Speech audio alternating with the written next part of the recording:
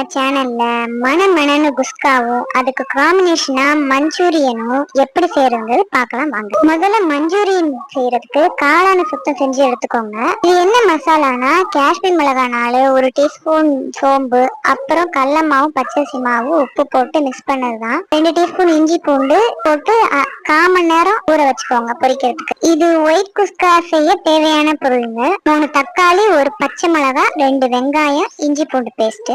இது வறுத்து பொரிக்கக்கூடிய பொருளுங்க. புதினா, இது பச்சை மிளகாவும் புதினாவும் அரைச்ச மசாலா தான் இது. இப்ப வாங்க எப்படி செய்யலாங்கிறத பார்க்கலாம். முதல்ல பொரிக்க தேவையான பொருளை போட்டு வறுத்து பொடிச்சுக்கலாம்.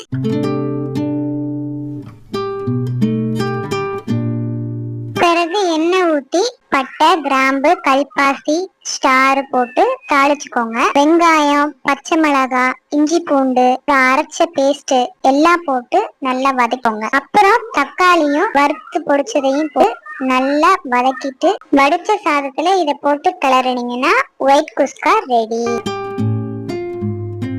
இப்ப ஊற வச்ச காளான எண்ணெயில போட்டு பொரிச்சு எடுத்துக்கலாம். எண்ணெய் ஊத்தி வெங்காயம், குடமிளகாய், மஞ்சள் தூள் போட்டு வதக்கிட்டு வறுத்த காளான் உப்பு போட்டு ஒரு வதக்கிட்டு அப்புறம் டொமேட்டோ சாஸ், சோயா சாஸ். இது ரெண்டுமே வீட்டுல செஞ்சதுதான். இது எப்படி செய்யணும்னு கமெண்ட் பண்ணீங்கன்னா அதுக்கு ஒரு தனி வீடியோ போடுறேன். இது எல்லாம் போட்டு ஒரு கிளறுனதுக்கு அப்புறம் லாஸ்டா சில்லி போட்டு இறக்குனா மஞ்சூரியன் தயார். அதாவது காளான் மஞ்சூரியன்.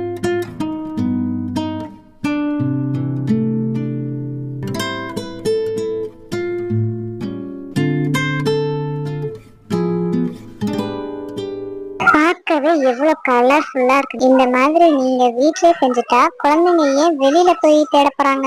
இந்த மாதிரி டிஷ்ஷை வீட்லயே செஞ்சு சாப்பிடுங்க. நம்ம சேனலை சப்ஸ்கிரைப் பண்ண மறந்துடாதீங்க. பாய்.